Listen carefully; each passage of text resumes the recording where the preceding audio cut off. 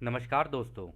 Law of one यानी एक का कानून, या कह लीजिए एक का ज्ञान, या कह लीजिए एक के तरीके, यह उसका 12वां सत्र है जो कि जनवरी 28 1981 को रिकॉर्ड किया गया था। दोहराया जाता है कि इस किताब द्वारा दी गई सभी सूचनाएं और जानकारियां आप जान भी सकते हैं, मान भी सकते हैं, नज़रअंदाज भी कर सकते हैं और सिरे से खारिज भी कर सकते हैं, क्योंकि यह आपकी फ्री विल है जो कि अनंत रचयिता द्वारा आपको दी गई है। दोस्तों, एक बार और बोली जाती है कि ये पूरा मटेरियल जो लॉ ऑफ वन का है ये सबके लिए फ्री है। तो यदि कोई व्यक्ति इसका निजी स्वार्थ के लिए इस्तेमाल करता है तो वो उसकी व्यक्तिगत जिम्मेदारी होगी। तो खैर, हम आगे चलते हैं। तो जैसा कि राह हमेशा कहते हैं, हम तुम्हारा स्वागत अनंत रचयिता के प्रेम और रोशनी में करते हैं। अब हम बात करने के लिए तैयार हैं। तो पहला सवाल डॉन करते हैं। मुझे आज दोपहर हेनरी पुहारिक का फ़ोन आया था। अगले महीने वो यहाँ आ रहे हैं। मैं पूछना चाहता हूँ कि क्या यह संभव है कि वे भी हमारे साथ जुड़ सकते हैं और प्रश्न पूछ सकते हैं। माइकल डी ओब्रानोविक, जिन्हें जॉर्ज हंट विलियमसन के नाम से भी जाना जाता है, वह भी आजकल यहीं हैं। क्या यह सही होगा यदि वे भी हमारे साथ इस ग्रुप में आ जाएं? तो दोस्तों, पहले ये जानना ज़रूरी है हेनरी पुहारिक और जॉर्ज हंट विलियमसन कौन है। दोस्तों, ये हेनरी पुहारिक भी और जॉर्ज हंट विलियमसन भी, ये दोनों के दोनों व्यक्ति अपने यूएफओ की रिसर्च के अंदर पहले काफ़ी रिसर्च की है इन लोगों ने, और इनकी भी काफ़ी रोचक किताबें हैं। एक जो हेनरी पुहारिक की किताब है उसका नाम है यूरी, URI। और जॉर्ज हंट विलियमसन की दो किताबें हैं जो कि काफ़ी पॉपुलर हुई थी, काफ़ी मतलब लोगों ने पढ़ी भी थी। उसका नाम था द सॉसर्स स्पीक और the other tongues and flashes. तो हम आपको इसको हिंदी में टाइप करके बता देते हैं कि इनके नाम क्या हैं। तो दोस्तों, यह नाम है उन किताबों के। पहली वाली है यूरी, आंड्रिया पुहारिक की, और दूसरी है other tongues and flashes, George Hunt Williamson की, और एक और है इनकी the saucers speak, George Hunt Williamson. इसके अलावा भी इन्होंने काफ़ी काफ़ी किताबें रिलीज़ की थी, परंतु यह काफ़ी रोचक किताबें, यदि आपकी इच्छा हो तो आप देख सकते हैं, ये आपकी फ्री विल है। तो खैर, इसके जवाब में रा कहते हैं, यह दोनों व्यक्ति वर्तमान में अभ्यस्त अट्यून्ड नहीं हैं। उन्होंने अपने आप पर काम नहीं किया है, जिससे कि वह जागरूक नहीं है। इसका कारण है समय की कमी, जिससे आप व्यस्तता कहते हैं। हम विनती करते हैं, यदि वह थोड़ा समय चिंतन के लिए निकालें, अपने पे काम करें, तो आप यह प्रश्न दोबारा पूछ सकते हैं। मतलब अट्यून्ड का मतलब यहाँ पे, अभ्यस्त का मतलब दोस्तों यहाँ पर है कि उन्होंने मेडिटेशन करके अपने ऊपर काम नहीं किया है, तो वो एक एक सिंगल दिशा में नहीं सो सकते हैं। और दूसरा उन्होंने कहा चिंतन, कंटेम्पलेशन होता है सही गलत, सही गलत को, सही गलत तो खैर कुछ भी नहीं है, लेकिन वही ध्यान अवस्था में बैठकर अपने ऊपर काम करना। तो खैर, आगे रा कहते हैं, आपका यह समूह कार्ला की कंपनता के लिए संतुलित है। इसका पहला कारण है कि आप कार्ला से रोजमर्रा जीवन में मिलते रहते हैं। दूसरा कारण है कि आप तीनों मिलकर साथ में ध्यान अवस्था में भी जाते हैं, मतलब ध्यान भी करते हैं। तीसरा कारण है कि आप तीनों अकेले में भी ध्यान तथा चिंतन करते हैं। इस कारण से आपका समूह काफ़ी प्रभावी है। तो दोस्तों, इसके लिए ध्यान अवस्था में जाना काफ़ी ज़रूरी होता है। अपने ऊपर काम नहीं किया तो फिर कोई फ़ायदा नहीं है। तो खैर, अगला सवाल डॉन करते हैं। हम पिछले सत्र को जारी रखते हैं। आपने पहले बताया था कि ओरियन के लड़ाके यहाँ पर रथ से आते हैं। क्या आप इस रथ का वर्णन कर सकते हैं? दोस्तों, यहाँ पे जो रथ बोला जा रहा है वो स्पेस क्राफ्ट्स को ही बोला जा रहा है, जिनको हम लोग यूएफओ बोलते हैं, क्योंकि रा ने पहले ही बोल दिया था कि जिनको तुम यूएफओ बोलते हो, तो हम तो यूएफओज में आते हैं। तो उन्होंने यहाँ पर कहा है रथ का इस्तेमाल यूज़ किया है, क्योंकि वह जानते हैं कि हमारे मतलब धर्मों में भी जैसे हम लोगों को बताया गया, हम लोगों को जैसे बताया गया, हम अगर रामायण की बात करें, हम महाभारत की बात करें, तो रथों की बात होती थी, है ना। तो आपको याद होगा शायद, रामायण में ऊपर से क्या कहते हैं, दूत आते हैं और वो कहते हैं कि यह रथ आपके लिए इंद्रदेव ने भेजा है और यह रोशनी की गति से भी तेज चलता है। तो यहाँ पर उसी तरीके रथों की बात हो रही है। तो खैर, रा आगे कहते हैं, रथ शब्द का इस्तेमाल आपके लोगों में युद्ध में होता है। इसका यही मतलब है। ओरियन के यान या आकार कई तरह के होते हैं। पहला लंबा तथा अंडाकार होता है, जो चांदी से गहरे रंग का होता है। यदि रोशनी में देखें तो धात्विक यानी मेटालिक होता है। यानी मेटल का होगा जो भी होगा। जैसे हमारे यहाँ पे चीज़ें बनती हैं ना मेटल से, हाँ सिल्वर कलर का हो गया या फिर थोड़ा सा गाढ़े कलर कलर रंग का हो गया, होगा मेटल। और उसकी लाइटें भी जो होंगी ना, वो ऐसी होंगी जैसे कि इनकी लाइट इस तरीके की होगी कि आपको लाइट देख के ही पता चल जाएगा कि आर्टिफिशियल लाइट है, ठीक है ना। और जो जो महासंघ के होते हैं, जो रचयिता के द्वारा भेजे होते हैं ना, वो प्योर रोशनी के होते हैं एकदम, आपको लगेगा जैसे तारे तारे की तरह होंगे। बड़े हो जाएंगे तो भी तारे की तरह गोल या किसी भी तरीके के हो सकते हैं, लेकिन उनकी जो रोशनी होगी ना, या तो सूरज के जैसी रोशनी टाइप के होंगे या तारों के जैसे दिखने वाले होंगे। बस यही फर्क है दोनों के अंदर। एक मेटल के बनाते हैं आर्टिफिशियल, और दूसरे प्योर जो रचयिता की बनाई हुई ये जो पूरी रचना है, इसमें से ही खींच के और फिर उसके अंदर ये उसका ध्यान अवस्था में जाकर इसी में से ही बना लेते हैं अपना अपना पूरा का पूरा क्राफ्ट। तो दोनों के अंदर फ़र्क इसी तरीके से पता चलता है। और यदि आप इसके बारे में थोड़ा सा ज़्यादा जानना चाहें तो एक व्यक्ति जिनका नाम हम बार बार लेते हैं, जिनका नाम है डॉक्टर स्टीवन ग्रियर। यदि आप चाहें तो उनकी 4 डॉक्यूमेंट्री हैं, अगर आप चाहें तो देख सकते हैं। उन डॉक्यूमेंट्री के नाम हैं, पहली डॉक्यूमेंट्री का नाम है सीरियस, SRIUS। दूसरी का नाम है अनएक्नॉलेज्ड। तीसरी का नाम है close encounters of the fifth kind.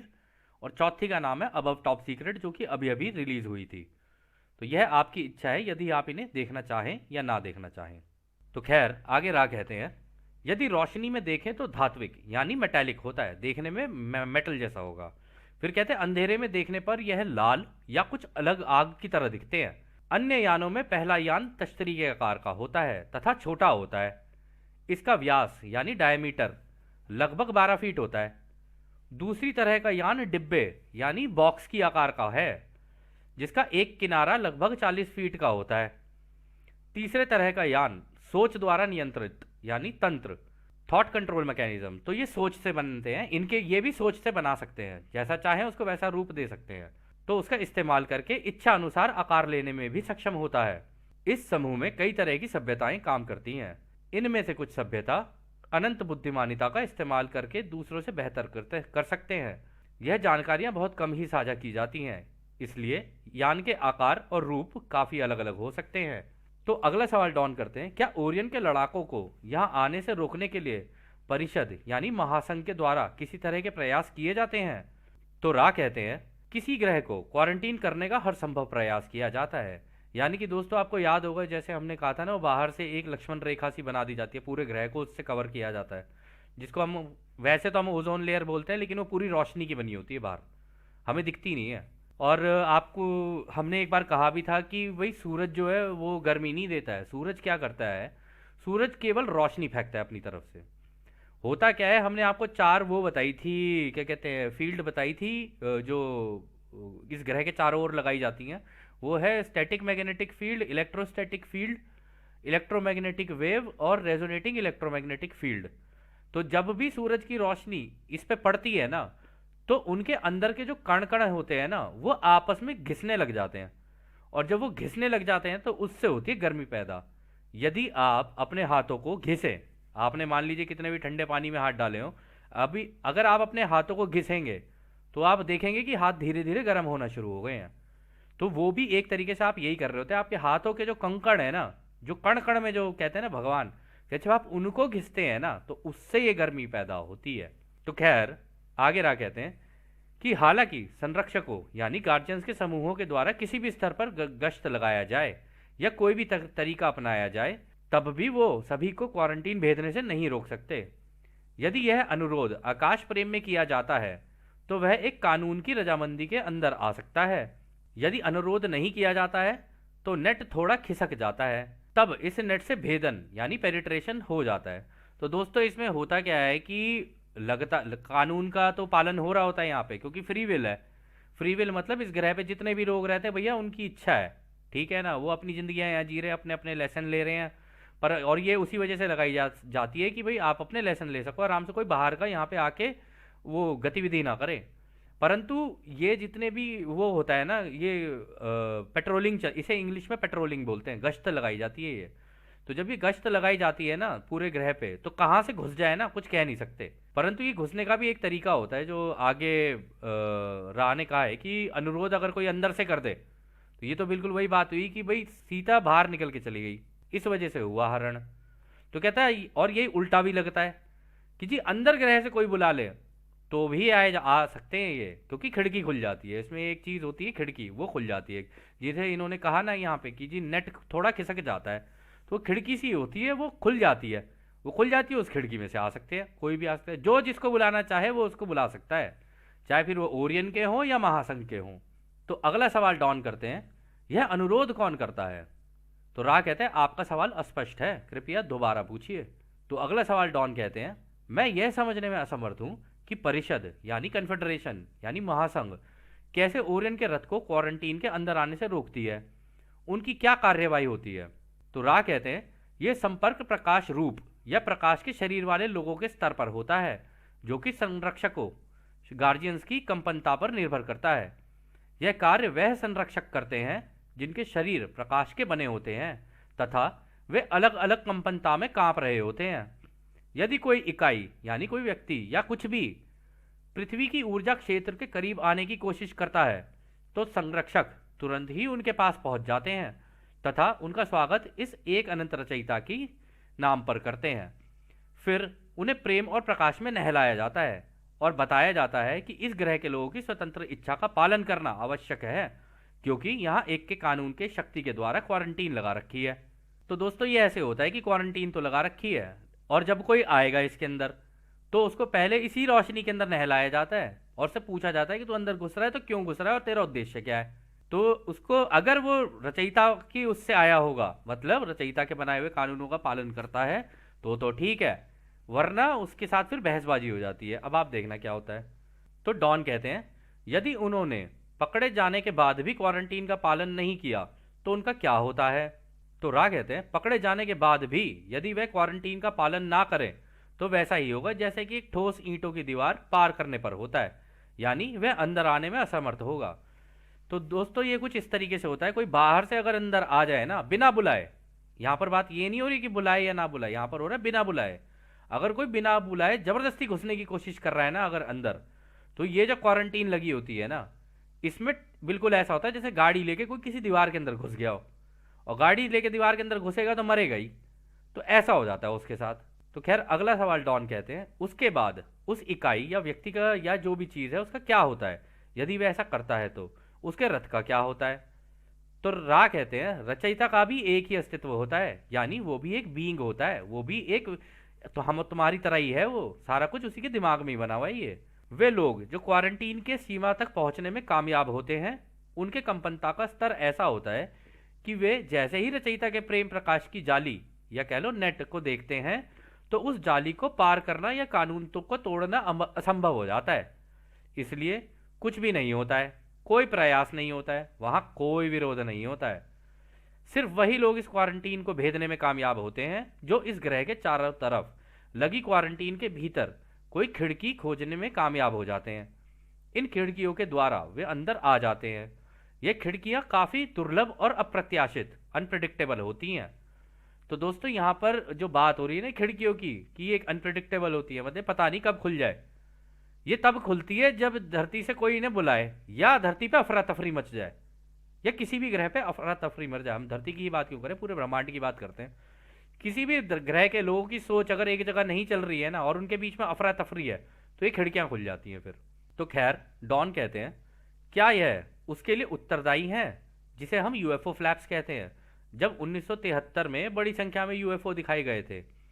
तो दोस्तों यूएफओ फ्लैप्स होते हैं जब बहुत संख्या में लोगों को यूएफओ दिखने लग जाए, जगह जगह दिखने लग जाए। जैसा कि हमने कहा, यदि आप भी ध्यान अवस्था में जाकर इनको देखें और इनसे कहें कि भाई हम आपसे मिलना चाहते हैं, हम लेकिन आपका स्वागत अनंत रचयिता के प्रेम और रोशनी में करना चाहते हैं, जो कि एक है, मतलब एक ही अनंत रचयिता है, बाकी कोई नहीं, कोई कोई बहरूपिया वगैरह कुछ नहीं चाहिए, रचयिता ही चाहिए हमें, रचयिता के ही भेजे हुए चाहिए हमारे भाई बहन।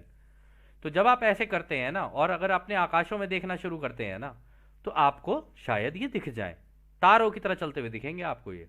तो रा कहते हैं, हाँ यह सही है। तो डॉन अगला सवाल करते हैं, अच्छा उस समय जब आसमानों में इतने सारे यूएफओ दिखाए गए थे क्या वे ओरियन समूह के थे? तो रा ने कहा, उनमें से कई यूएफओ जो आपने आसमान में देखे थे वे ओरियन समूह के ही थे। वे संदेश भेजते थे, वह संदेश उन लोगों द्वारा भी ग्रहण किया जाता था जिनका झुकाव दूसरों की सेवा की तरफ होता था। इन संदेशों द्वारा उन्हें डराने की कोशिश की जाती थी कि आगे उन्हें काफी कठिनाई आने वाली है। वह बस डरा सकते हैं। बस इतना ही खुद की सेवा करने वाले कर सकते हैं जब उनका सामना दूसरों की सेवा करने वालों से होता है। तो दोस्तों ये होता है डरा के काम करते हैं, क्योंकि इनको ये पता है कि अच्छा, क्योंकि रचयिता तो प्रेम है ना, रचयिता प्रेम है, तो रचयिता रचयिता का बिल्कुल विपरीत क्या हुआ, डर। तो वो कहते हैं जी डरा डरा के काम करेगा, ये डरा डरा के करेंगे काम, इस तरीके से होता है। या डराएंगे तुम्हें कि जी तुम्हें दिक्कत आ जाएगी, तुम्हारे पास ये कठिनाई आएगी, तुम्हारे पास वो कठिनाई आएगी। तो जो कठिनाई आएगी तो आएगी भाई, अब क्या कर सकते हैं उसमें, जीवन है कठिन, वैसी कम कठिनाई है जीवन में। यहाँ जाओ तो कठिनाई, वहां जाओ तो कठिनाई, तो दो चार कठिनाई और सही। तो इस तरीके से डरा के करते हैं ये। तो फिर आगे रहा कहते हैं, वही संपर्क ओरियन के समूह के लिए मददगार होता है जब संपर्क में आई इकाई खुद की सेवा करने वाली हो। मतलब इसका फायदा तभी हो सकता है जब कोई व्यक्ति जिसके दिमाग में ये मस्तिष्क में ये सारी चीजें भेजी गई हैं, वो ही डर सकता है इस चीज से जो कि खुद की सेवा के रास्ते पे चलने वाला हो, मतलब खुद के बारे में सोचता हो। तो आगे रहा कहते हैं, आपके आसमानों में कई इकाइयां विचार रूप थॉट फॉर्म में हैं जो कि सकारात्मक प्रकृति की हैं और परिषद यानी कन्फेडरेशन के ही यान हैं। इसके अलावा जो यान दिखाई देते हैं उन्हें आपकी सरकारों द्वारा बनाया गया होता है। तो दोस्तों ये यहाँ पे जो कहानी हो रही है ना, कोई भी व्यक्ति कंफ्यूज हो जाए देख के कि भाई ये किसके हैं, हमारे वालों के हैं या ओरियन समूह के हैं या ये महासंघ के हैं, कोई नहीं बता सकता। लेकिन जिन्होंने खुद अपनी इच्छा से महासंघ से संपर्क बनाया होता है ना, वो देख के तुरंत बता देंगे ये किसके हैं। तो तीन तरीके के हो गए, एक हो गए ओरियन समूह के, एक हो गए महासंघ के, एक हो गए धरती पे बने हुए। तो यदि आपको ये ज़्यादा जानना है, इसका बेहतर तरीका ये रहेगा कि आप स्टीवन ग्रियर जी की अगर वो देखना चाहें तो देख सकते हैं। उन्होंने इसको काफ़ी अच्छे से एक्सप्लेन किया है इस चीज़ को, आपको शायद अगर आप सर्च करेंगे आपको मिल जाएगा। 1972 में जब हेनरी पोहारिक इजराइल में थे तब उनका संपर्क किस समूह से हुआ था? तो रा कहते हैं, हम इस सवाल का उत्तर देने से खुद को रोकते हैं क्योंकि इस जवाब से हेनरी पढ़ सकता है जिसका प्रभाव उसके भविष्य में हो सकता है जो कि उसकी आज़ादी का उल्लंघन होगा। यह जरूरी है कि वह इस सवाल का जवाब अपने दिल से ही पूछे और स्वयं निर्णय ले। तो दोस्तों कि कोई भी आपको कहे ना फ्यूचर में जी ऐसा है वैसा है, तो इसमें भी आज़ादी का उल्लंघन होता है। तो अगला सवाल डॉन करते हैं, क्या यह जवाब वहां भी लागू होगा जब 1962 में जिस समूह में मैं भी था उसका संपर्क किससे हुआ था? तो रा कहते हैं, इस सवाल का जवाब दिया जा सकता है, आपके समूह का संपर्क कन्फेडरेशन से यानी महासंघ से ही हुआ था। तो डॉन कहते हैं, क्या उस समय उस क्षेत्र में कोई और यान भी थे? तो रा कहते हैं, वहां कोई यान नहीं थे, वहां केवल विचार रूप थॉट फॉर्म थे। दोस्तों विचार रूप जो होते हैं ना, वो पता कैसे होते हैं, आपने हम कहते हैं क्रॉप सर्कल्स अगर आप देखोगे ना तो विचार के रूप ही होते हैं। मतलब आपके दिमाग में जो इमेज बनी उसे धरती पे कैसे उतारना है। तो ये तरीका जो होता है ना, इनका आपको याद होगा, रा ने कहा था कि यदि किसी से सोच में बात की जाए तो आप जैसा चाहे वो वैसा रूप ले सकता है, बस आग्रह करना होता है। ये नहीं कि तू कर दे मेरे लिए जबरदस्ती, जबरदस्ती नहीं, प्रेम से बोलना होता है उससे कि तू ऐसे झुक सकती है या ऐसे कर सकता है, तो वो कर देता है। तो उस केस में होता क्या है, ये वाले क्राफ्ट भी जो होते हैं ना, ये आते हैं उन क्रॉप सर्कल्स के ऊपर, पहले तो वो खेती ही होती है, बस खेत के ऊपर घूमते हैं, उसको अपनी सोच में कहते हैं कि भाई ये हमारा विचार है, इसका रूप ले सकता है क्या? तो वो जो पत्तियां होती है ना खुद ही झुक जाती हैं सारी की सारी और अपना एक रूप बना लेती हैं, और उस रूप को हम लोग क्रॉप सर्कल कहते हैं। तो अगला सवाल डॉन करते हैं, आपने जो ओरियन के लड़ाकों के बारे में बताया था, जब वे जाली से अंदर आते हैं तब वे तकनीकी और गैर तकनीकी दोनों तरह की सूचनाएं हमें देते हैं। हमें तकनीकी जानकारियों के बारे में तो पता है, परंतु वह किस तरह की गैर तकनीकी जानकारियां देते हैं जिससे वह संपर्क करते हैं? क्या मैं यह सही अनुमान लगा रहा हूं कि यह सब टेलीपैथिक संपर्क से होता है, यानी मस्तिष्क से मस्तिष्क द्वारा? तो रा कहते हैं, यह सही है। टेलीपैथी द्वारा खुद की सेवा करने वाले एक के नियम के दर्शन को तोड़ मरोड़ कर लागू करते हैं। उनके कुछ उन्नत समूहों में कुछ रिवाज और अभ्यास दिए गए जाते हैं और इसे लिखा जाता है, जैसे कि दूसरों की सेवा करने वाले लोग अपने गुरुओं की फिलॉसफी को लिखकर उसे लागू करते थे ताकि उसका उपयोग आगे की पीढ़ी में हो सके। खुद की सेवा करने वालों की फिलॉसफी होती है कि किस तरह से दूसरों को भ्रमित किया जाए, ताकि वे यह समझे कि वह दूसरे की सेवा कर रहे हैं, परंतु असल में वह खुद की ही सेवा कर रहे होते हैं। इस तरह उनका झुकाव खुद की सेवा करने वाले रास्ते की तरफ हो जाता है, परंतु वो ज्ञान नहीं पाते हैं तथा खुद ही अपनी आज़ादी उनको देकर गुलाम बन जाते हैं। तो दोस्तों, यह सत्र काफ़ी लंबा हो सकता है, तो इस सत्र को हम लोग यहीं समाप्त करते हैं। और क्योंकि ये लंबा है तो इसको हम 2 भागों में करेंगे। और जैसा कि राह कहते हैं दोस्तों, अब हम आपको उस एक अनंत रचयिता के प्रेम और रोशनी, उसकी शक्ति और उसके प्रेम में, उसकी शांति में छोड़कर चलते हैं। आदने हमारे भाइयों, आदने वासु। धन्यवाद।